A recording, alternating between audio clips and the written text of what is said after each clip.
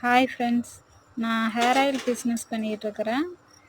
நான் 1 லிட்டர் ஆயிலுக்கு என்னென்ன சேர்த்துருக்கேன்னா, செம்பருத்தி, மருதாணி, கருவேப்பிலை, அப்புறம்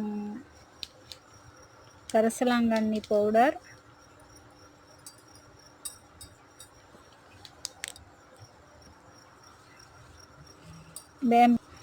வேம்பாலம்பட்டை,